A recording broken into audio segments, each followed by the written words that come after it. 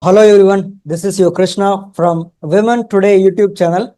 So in this channel, we have been interviewing many women entrepreneurs and working women across different cities in India. And also we are doing offline interviews in different cities in India and online interviews across different cities in India, but also in different countries in the world. So today's our guest is from Delhi. Her name is Ritika Sharma, a C2 certified German language coach. So I welcome you, Ritika Sharma, ma'am, to this Women Today YouTube channel. Please kindly introduce about yourself, about the kind of professional works that you are doing to the audience who are watching this interview right now, ma'am. First of all, I'd like to thank you for giving me this opportunity, and I'll introduce myself. My name is Ritika Sharma. I've been born and brought up in New Delhi. Well, I started my career as an air hostess. I flew for 5 years in Jet Airways, but I was always very interested in culture and languages. So I went to Germany for a little bit to study German, and came back to India and I completed my studies here. I have the highest level, C2 level in German. And since 2020, I have been teaching regularly. So in European languages, you have 6 levels from A1 to C2. C2 is like the highest level. Uh, Prior to this, I was also working for a little bit in tourism. My job was basically to sell destinations like Nepal, India, and Sri Lanka to people, to German speaking parts of the world, basically in Austria, Germany, Switzerland. And then in 2020, I always wanted to be an entrepreneur, and I realized that I can share my knowledge with other people. I set up my business, and then, touch wood, it's been working really well since then. Yeah, that's a great introduction from you, ma'am. So, being an cabin crew of Thank a you. reputed airline, and right now you're a German language coach. I do understand that's a great, massive transformation. So, do tell us what inspired you, what made a spark in you that you wanted to quit your professional career being a cabin crew and you entered into this German language coach, right? So, at what moment of in your life did you decide that you wanted to become a German language trainer, ma'am? I started learning German in 2016, and the studying, it was so interesting for me. The books, reading has always been my first love. So when I started studying, it all came so natural to me, and I decided that if I enjoy studying so much, how much will I enjoy teaching? And when I started in 2020, it's not work for me, it all comes natural for me. It's like I get up and I enjoy what I do. And when I was a cabin crew, no, I still enjoy traveling a lot, but if I compare, this is my calling. So that's why I think. I do understand that you had more interest being a German language trainer than being a cabin crew. Of course, you love being a cabin crew, Right. traveling to different international Right. destinations and also domestic destinations. But the thing is that each and every decade, we will be having a different interest. Mm. So in this decade, you have chosen that Absolutely. Absolutely. you should become a German language trainer. That's, of course, a good deed to the society and also a good deed to your soul. I do understand, ma'am. So also tell us, ma'am, Absolutely. being a C2 certified German language coach. So how do you stay yourself upgraded in this level, ma'am? So do you also kind of learn new techniques by just mingling with many other German language trainers, by mingling with many people, by getting yourself upgraded by having many certifications? So tell us, how do you actually maintain this C2 level German language proficiency, ma'am? So I think learning, this is a process. This is a journey. You cannot, when it comes to a language, for example, English, we've been learning since we were children, but still we are not perfect, right? We still learn something new every day. We watch a movie, we learn a new word. So, when I was a child, I used to read a lot of books. That the same thing that I do for German as well. I think my main focus is reading and watching. I'm a big movie buff. So I also watch movies in German, and I try to watch a lot of German content to update myself. There is no end to learning. You cannot just get up and say, I know everything in English. I know everything in Hindi is my mother tongue. So I cannot even say that I know everything in Hindi. So this is a continuous process. This is a journey that you have to, take. For me personally, I make it a point to read little bit everything in read in German every day. if I think it's getting too monotonous, there's amazing content on YouTube that I listen to. It's interesting and it's educational as well. So for me, I think it's very important that when you are learning a this is my native language is Hindi, but my target language is, let's say, German, Spanish, or whatever. You should read something that is interesting for you.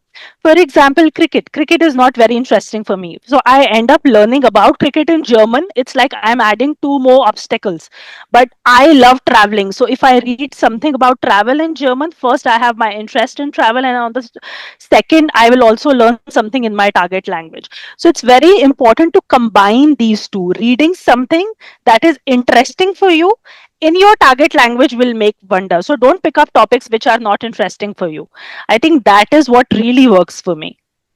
So you know what, ma'am? You do tell that in order to maintain your German language training coach, you do watch many German movies. So may I know which was your Absolutely. favorite German movie which you watched in the recent times, ma'am? Well, recent I've seen many movies. Nico's Weg is one of my most favorite movies, and I also suggest it to my students because it's very what do you say, educational as well, and at the same time it's very, you can also end up learning it. It is for people who want to learn German language. It's made in that way, so I really like that one. It has three parts: A1, A2, B1. Anyone who's planning to learn German can start with these. And you know, you also know what, ma'am? A lot of Shah Rukh Khan movies are dubbed in German language and they are released in Germany. Absolutely. And a lot of people in Yes, Germany yeah. do love Shah Rukh because they just make him as his own like regional superstar. Like they won't treat him as a Absolutely. foreigner. They won't. I mean, whenever Shah Rukh visit Germany, there is a huge fan base for him in Germany. So that's how, because starting from, I Absolutely. have seen movies like Kuch Kuch Hota Hai. I think I'm pronouncing it the right way. So yeah, No, no, it's perfect. It's perfect what you're doing. Mm. yeah, and also so these are the movies because at that this movies will be revolving around Kajol, and I think that's Rani Mukherjee or it's Preeti Zinta. I think Rani Mukherjee, right? Right. Yeah, Yes, Kuch Hota, you have Rani Mukherjee and and they'll Kajol. be having a good kind of college, that kind of romance, friendship, and all combined like that. Even Right. it was taken before 2 decades, that is before 20 years, but it was like it will be currently it will be having a rapport with the German people because they do also have Right, college right. things like that, and they'll be able to just suit them with. Absolutely. So that's, and along with that, dubbed in German language, that was a great impact, and this is how people actually connect with Indian people. So people who do also want to learn German language can also, if they are fan of Shah Rukh Khan, then it will be still more comfortable to them because I can see many more Shah Rukh movies which is dubbed in German language and it is available in YouTube. So along with Yes, that, yes. yes, yes, Shah tell Rukh me, ma'am. Khan is really big in Germany. And even if you look at those movies, it's sometimes we look at dubbed movies and the meaning is entirely changed. But these movies are so well dubbed. People in Germany can also enjoy the romance and the friendship that we have in, the kind of movies that we have in Bollywood. And you can also end up learning German. And I am also myself a very big Shah Rukh fan, so I've seen all of those movies. Yeah, I am also a big fan of Shah Rukh. That's why I'm Yeah, yeah, able to know big all this fan, kind yes. of information. And also, watching that movie in German language, I was just astonished because it was like the very own Shah Rukh has dubbed it in German because the native language and Mm, the nuance and the kind of it was very well spoken that you won't kind of think that it was actually dubbed because the person who was dubbed the absolutely. voice for Shah Rukh was absolutely giving his best, the same voice, the same tone. Right. It was good actually. So that's why I'm Yeah. able to remember all these kind And of very things. popular with women in Germany. And Yeah, yeah. this romantic movies, yes, yes, Yeah, absolutely. that's why people are very obsessed of him. Of course, there Right. I think mainly in European countries, you see there is a movie called Fan, which again is Mm, acted by, I mean, which was cast by Shah Rukh Khan, and in mm, that movie during the absolutely. it was what shot in different parts of Europe, mainly in Croatia, and at that time two European people Mm, were actually following Shah Rukh Khan, and two Yeah. women actually. They'll be following wherever Shah Rukh Khan is Right. going and taking shootings, not only Absolutely. in Europe but in many different cities of Europe. And Shah Rukh Yes, has I've actually heard that. noticed Yeah. it, and he told that in an interview that he actually sees two European women wherever he goes for shoot. They'll be coming and following him, but the thing is that they won't be coming near Right. to him and they won't be disturbing him. They just wanted to see how. Absolutely. So that's how obsessed they How were. the shooting is done. Yeah. Right. Right. So we also love to Right. Right. watch our famous movie stars if they have any kind of shooting near Hmm. our environment, right? So in the same way, Hmm. things do get, ma'am. So Yeah, it's also, fascinating, of course. yeah, yeah, yeah. So also tell us, ma'am, can you please describe your experience with a complex kind of German text, complex German words, and nuanced conversations? Of Hmm. course, you must have dealt Hmm. with many years of experience in this, but still, some Hmm. of the words must be very complex, not only for a beginner but also for a Hmm. pro. So can you please tell us an experience with that? Absolutely. Yes, ma'am. Actually, when you reach C1 and C2 level, Goethe Institute has designed the course, CFR levels. They're designed in such a way that by the time you reach C1, C2 level, you are already reading very complex texts in German. So it's not that if you're doing the course, you're only learning the language, you'll also end up learning a lot about the world. For example, there are different topics which can interest you. Why do you think the time when we are on a holiday goes faster than when in every day? We always say, "Arey, yeah, we just went on a holiday. It went on too fast, and now we're home. We have to work again." So there is a scientific theory behind it. I never thought about it, but when I read these scientific reports in German, so I ended up learning a lot. So in C1, C2 level, you are trained in such a way that there are so many things that you're going to learn about each and every field. For example, if you listen to music, if you, let's say, go to a funeral, the music is very in low tone, and you also end up feeling sad only looking at, only listening to the music. On the other hand, when you go to a wedding, even if you're not very happy, but you listen to that happy music, you end up feeling happy. Why do you think that happens? Because music is also targeting different parts of our brain, right? So all of these scientific reports and all these interesting information you read in C1 and you study in C1, C2 level. So with language learning, you also have a lot of learning about the world, about science, about music, about dance, about history, about culture. So the courses are designed in such a good way, you end up learning a lot of complex text, a lot of complex words. And like I already said, it's a journey. You have to keep updating yourself. So of course I do update myself, but also you're trained really well when you're studying. So it gets easier with time. Okay, that's the kind of thing which is very new regarding that Absolutely. C2 Hmm. kind of certifications in German language. So also tell me, Hmm. how do you actually Absolutely. handle idiomatic expressions or colloquialisms in German, ma'am? Well, I continuously learn. I also have friends in Germany. Like, there's recently a friend. So I was telling this word quatschen in German, quatschen, which means to gossip, right? To gossip. And same word earlier, it was plaudern. So in the books, you have a different word for this. But in everyday cool German and cool people, they use quatschen. So she also taught me that, Ritika, this is a bit outdated. You should use this. And on the same time, I keep watching movies. There are a lot of things that I update myself with. Having German friends, very very important. For example, I am a Delhi girl. Okay, I'm a Delhiite. So there are few things that we talk, but people don't talk the same way in Mumbai. So I am the best person to to check with that what's in Delhi. So say I keep in touch with my German friends, and they also teach me a lot of things which are in, like how do you actually talk on the street. That happens. Of course, your favorite movie star, my favorite movie star, Shah Rukh is from Delhi. And whenever he speaks, we can actually see something Right, idioms, which is mostly related to like Delhi speaking right, people. Still now, right, till right, now, he right, has that kind of right. nonsense. I do understand. So, Absolutely. you being a German language trainer, you must have a separate style of coaching your students. Right. So, what can we Hmm. expect when I'm coming and getting a German language training from you. So actually, how do you actually deal with students? So what kind of coaching style and approach do you actually have, ma'am? Mm.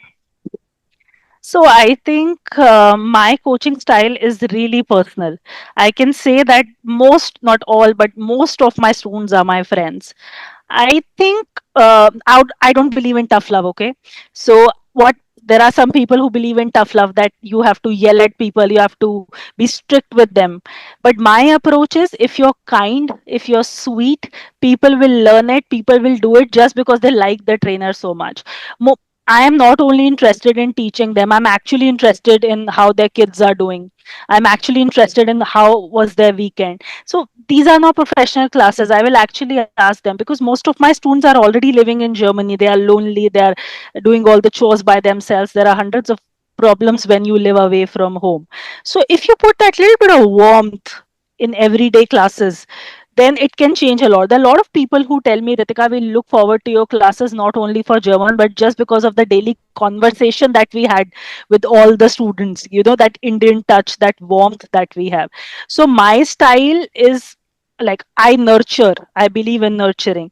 So I think it's not only that you come, you tuck, this is your course, bye bye. No, for me, I think I develop a relationship with them, which I'm actually interested in. I'm actually interested in listening to their stories, because I also end up learning a lot. How their weekend was, where did they go.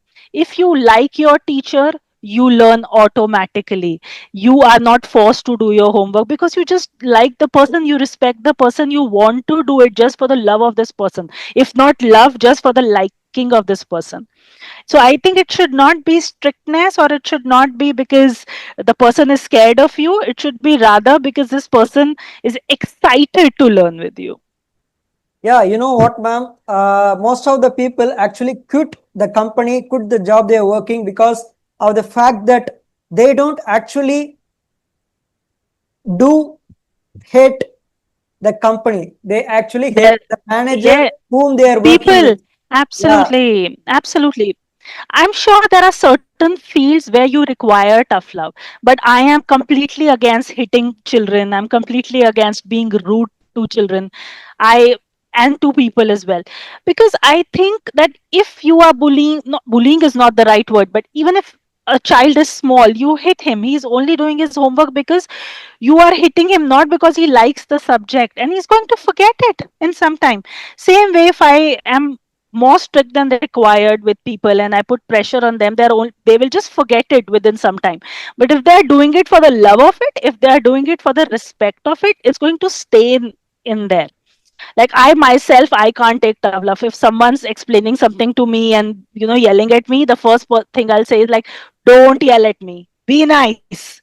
And this is my personal style. I don't like be rude to people, and I cannot take it as well. I want people to be very, like, nice to me. I don't like tough love. So same thing I practice in my coaching as well, I think, and that has worked really well. Most of my students, I think I've developed a relationship with them. Every time they're telling me, Ritika, come to Germany, we are going to do this, we are going to do that. And I'm like, okay, finally I will take out some time and come, and we'll are going to explore. So that is the kind of relationship you can build. yeah, that's really a good thing. As I told you in the beginning, that each and Mm, every people actually love the kind of job, the company that they are doing, but they quit because of the kind of mm, team leaders, the managers, the superiors, mm, because they don't treat them in the way mm. that they wanted to be treated. They don't want themselves to be Absolutely. pampered, but the thing is that they don't want themselves to be actually shouted upon at each and every time. Absolutely. Respect is utmost. Love comes later. Respect is utmost. Respect one, love second. So, though you cannot love everyone, but you can, of course, respect. That is very important. Yeah, Even in a teacher student relationship, even if any relationship for that matter. So, that is like yes, of number one for course. me. Of course, most of the Hmm. people even consider friends. Actually, the purpose we actually go Hmm. discuss, disclose our kind of opinions with our friends is that they'll Hmm. be able to Hmm. understand what we are talking. They'll be not judging. They'll be actually Absolutely. trying to Hmm. make Hmm. us comfortable. So that's why we are able to open our hearts out to our friends. And also Hmm. at the same Hmm. time, Hmm. consider there are two shop outlets and both are serving the Hmm. same food with good quality, with a good Hmm. kind of things. But the thing is that even if there is a higher price in one shop outlet, and if they're having a Hmm. good rapport with the customers, then everyone will be going to that Hmm. place only. So Absolutely. each and everything starts with the rapport, the communication, with the building of good kind of Hmm. things, with the kind of love, Hmm. respect, and everything. So I do Hmm. understand Hmm. that that's a kind of good approach and style that you are having, ma'am. So also tell us, ma'am, as I told you in Thank the you. beginning, how do you actually make yourself stay in the same level, and how do you actually make yourself upgraded in C2 German language proficiency? And also tell us what kind of mentorship or support systems do you actually have in your place now? Well, there are multiple courses that I myself have done. For example, sales courses, teacher training I've done from Goethe. There are multiple websites that I read from to upgrade myself. There are new techniques of teaching in YouTube. Also, I learn from other teachers. Like there is a topic, there's one topic, but it can be taught in 10 different ways. I also check which is the most effective way. Let's say you are my student this year. I taught you something from B2 level, but if you come next year, you will definitely notice that I'm teaching that in a different way. With each person, my approach is different. There are some people who are very good with the speaking, but their listening skills are bad. There's some people who write and listen, or they write beautifully, but their communication is not so good. So I also practice a different approach with each batch. Like one size does not fit all.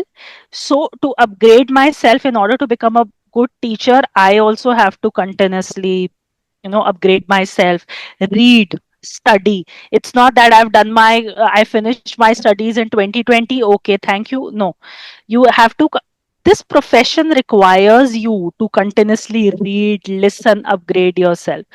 If somebody asks you a question, when you are in the class, you have to be perfect.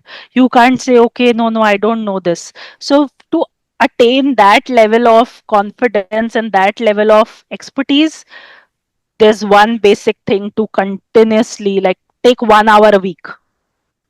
1 hour a week, sit down and tell yourself and ask yourself, what can I do to become a better trainer? Then probably buy a course from Udemy and learn something. There are beautiful things that I've learned while reading. Something simple, like, there's this book by Dale Carnegie, How to Make Friends and Influence People. I read that as a little girl. I was 15 years old. So, in that book, there was something very simple that I read. It was like, appreciate the good in people, right? It's not that you have to flatter someone. You see someone, the person is short, and you tell this person, wow, you have an amazing height. That is stupid. That is flattery. You have to appreciate the genuine thing in the person. You see someone has a very beautiful smile, tell this person will keep that compliment and that confidence with them for a very long time. So I am someone, I try to compliment people, not flattery, of course, but if I like someone's a good cook, so I always tell them, you are an amazing cook, or what you make when you make this dish, it's really nice. So do not keep the compliments to yourself. Tell people, it will build their confidence. They will like you better. You will create a positive atmosphere. And probably, if they're having a bad day, they are going to remember you just for making their day special. So, this is something, this simple thing I read in a book when I was a 15-year-old girl. And I've been practicing it. And I think, touch wood, it really works. It really, really works. But the key is you have to appreciate the genuine things, not that someone is really weak in math and you tell them, wow, your math is so good. No, appreciate, but the compliment has to be genuine. So that is very important for me. Even if I, let's say, I see a friend and I love what she's wearing, I'll immediately tell her, I love what you're wearing. Even if I don't like the person so much, I will still tell them. So, but then it creates a positive bond between the two of us. We can't love each other, we can't have same opinions, but complimenting, it can, help us forge a beautiful relationship on, if not love, but then respect. Of course, complimenting is one of the good reasons. Of course, we actually clap Mm, when we see our students, when we see mm, our friends actually doing mm, great things in their life. The thing is that we do actually clap absolutely. like this. Why elders tell Mm, us to clap is to make themselves feel rewarded. It's to make themselves feel mm, upgraded, feel good. And also at the same absolutely. time, you know one Mm. thing, ma'am, whenever we do clap, it's actually good for our heart. It's actually Yes, good of for our heart. course. Yeah, that's the basic Yes, scientific very reason. important. Whenever we are doing namaste, Hmm. namaste is a kind of thing where we should actually do, Hmm. which will actually make most of our nervous system good. So that's how the namaste is actually. Absolutely. So everything is kind of what to say. If you think good, if you are having a good rapport with Hmm. others, as you told that if you're complimenting Hmm. good things Hmm. to others, that will actually result not only in the kind of physical Hmm. kind of excitement, but also in the mental state will be very good. And for each and every Hmm. work to be successful, both our physical and mental state should be successful. Then only we'll be able to achieve that. So speaking about that, ma'am, Hmm. so how do you actually handle with clients who are very difficult and who actually find it very difficult to have a rapport with you? Because of course you will be able to develop a lot of situations where you're able to have a healthy communication with them, but in the beginning they won't be able to understand you in the very, like what to say, in the very first day, in the very first 2 3 days, they'll be thinking like, okay, this is the second or third German language teacher, or this will be a set of people who we have met just like the same as before. So at that point of time, how do you actually Hmm. deal with very difficult kind of client situations, man? I think my idea in the beginning is to answer as many questions as they want. When somebody starts a course or when they move to Germany, now this is something that I have been doing for years, so I know how it works. But the person is absolutely new, so there are some people who will ask questions. Oh my God! And there will be it will be very difficult to for me to explain. So at that point, I tell myself, I make myself a cup of tea, I drink my tea, and I tell myself that okay, this person's very new and I'm going to have all the patience in the world. So even if they are asking me the same question 10 times, 15 times, I'm going to explain in detail. Sometimes the questions are so basic and something that really does not make sense at that point, but still, and that is not even related to my field, but I will still answer. So I think the best way to handle difficult clients, I would not say clients, students, or people who going through they're nervous about starting the course or anything like that, is to let them speak. the, if you let them speak, half of the time the person is anxious because they just want to speak what's in their heart. So you should just let them speak, and if whatever they have inside them, it's out and they're answering as many questions, you answer as many questions for them, I think within 30 minutes they will cool down and automatically they'll feel better. So one, listen properly, and I think second, be patient and answer as many questions as they ask without getting irritated. I think that's the key.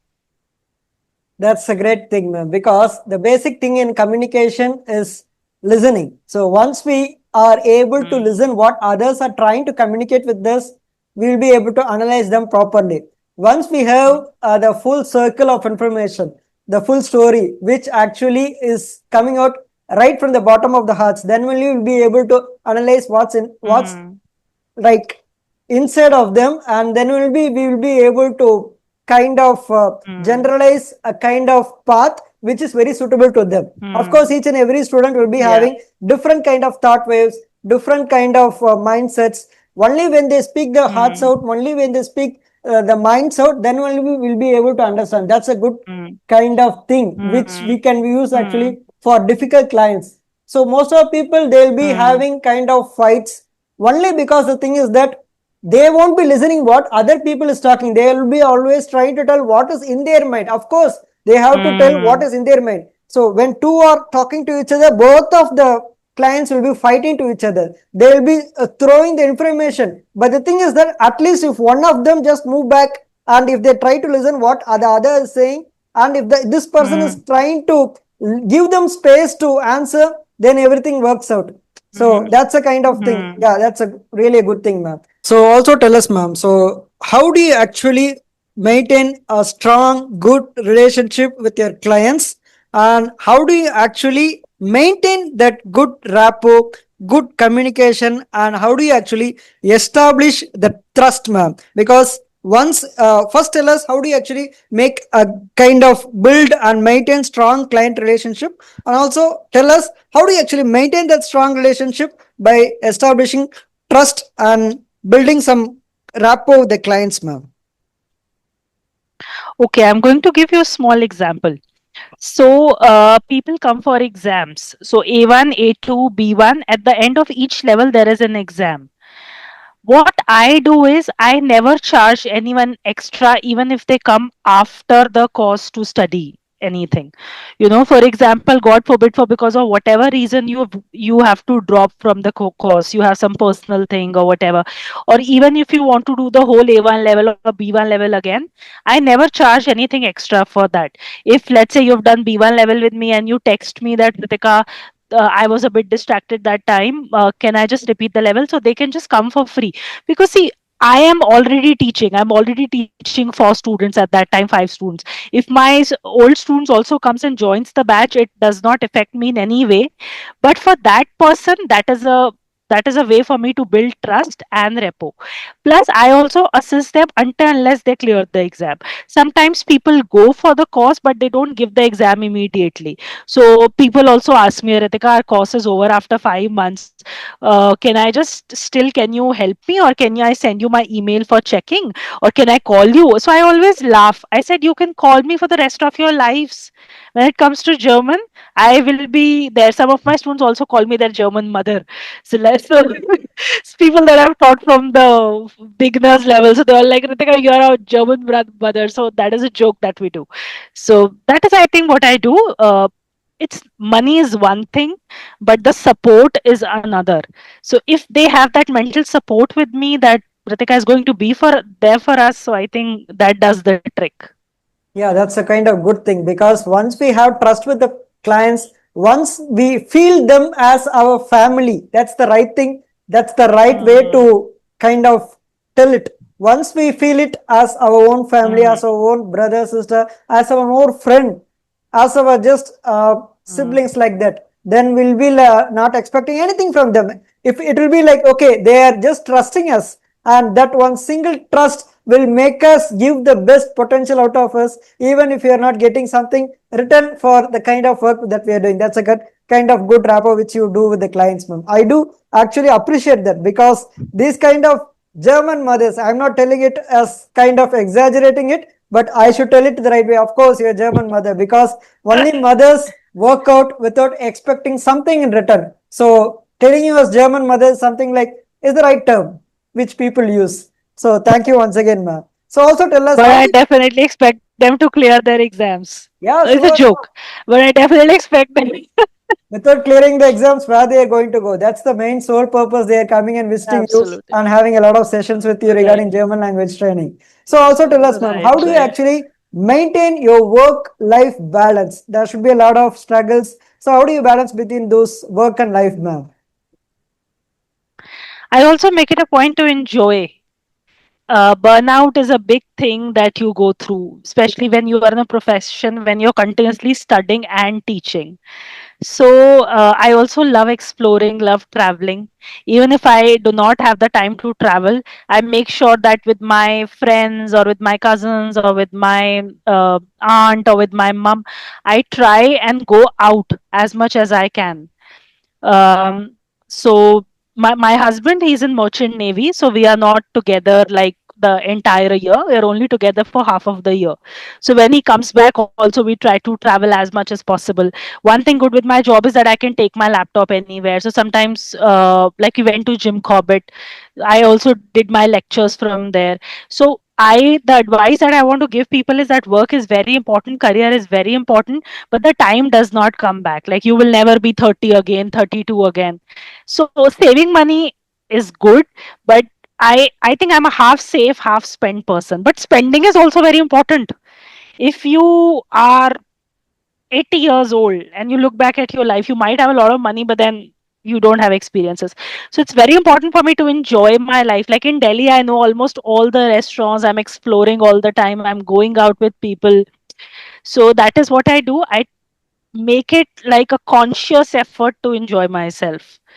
I'm a big foodie, so ordering good food, eating good food, shopping, going out, spending time with my husband, and also people that I love. So that is very important for me. Work is one thing, but to regenerate is very important, even if it costs a little bit more money.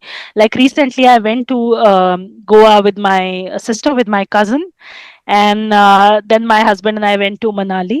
And then when I came back, I was working with 10 times more energy. So that is very important to take out time and enjoy yourself. Of course, that's a good thing because the same word which you told was told by a Jackie Chan. Jackie Chan always tell that, Mm, yeah, you can get the money back, but you can't get the time back. So just enjoy mm. whatever time. You can just travel the world. You can just go to every places. Right, You can get your money back, right, but you right. can't get your time. So just travel. So that's the advice Absolutely. which both Ritika ma'am and also Jackie Chan ma'am from two different sides of the world are telling at the same time. I do accept it, ma'am. Yeah, yeah, yeah. I'm a big believer in enjoying your life. I even like if I tell people, women around me, like there's an expression in Hindi like "ऐश करो." I'm like I always telling them, "अरे ऐश करो," like enjoy your life, enjoy your life. So I always tell people around me. That is what I do a lot.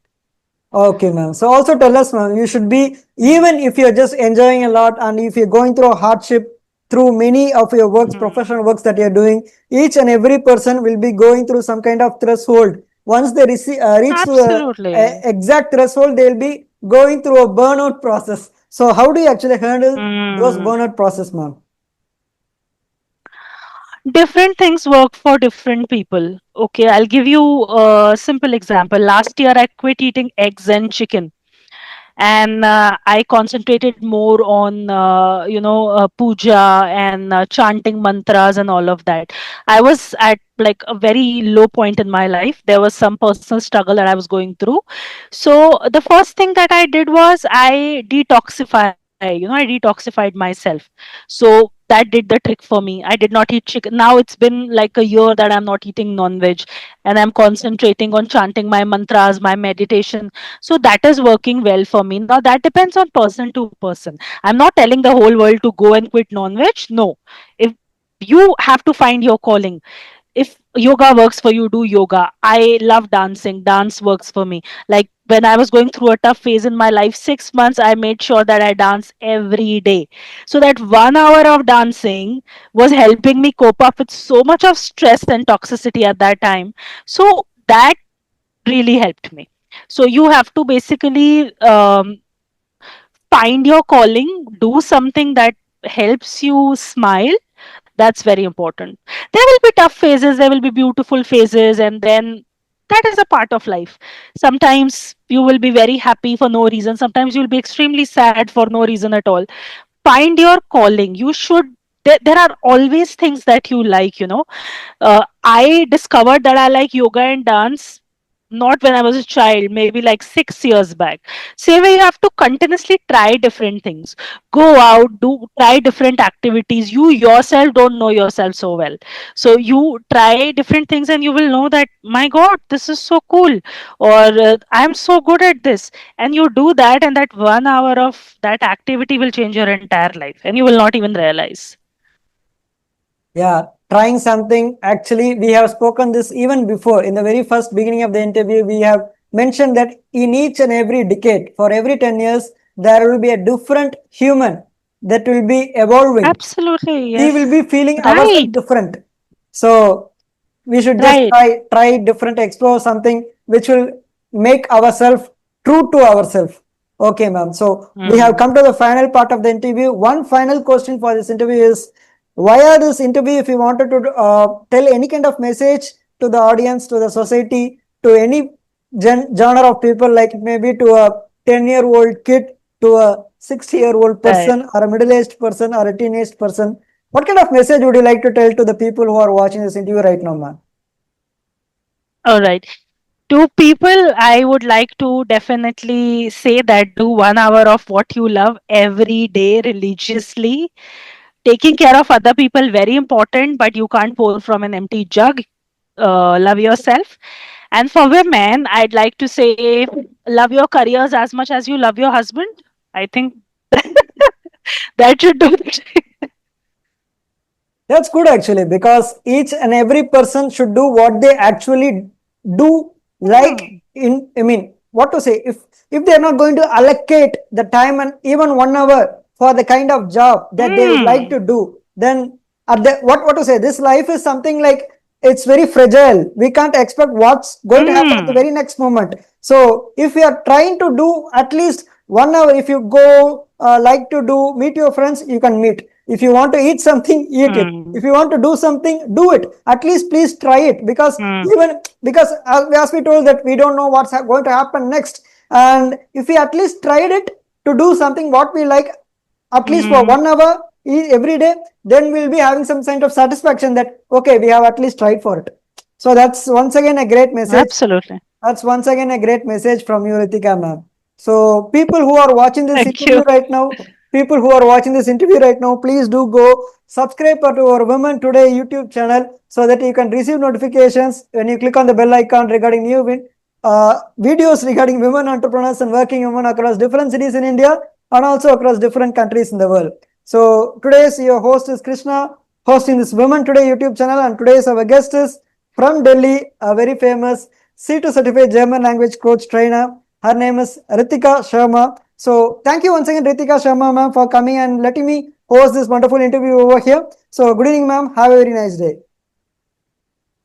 Thank you so much for having me. Thank you, ma'am.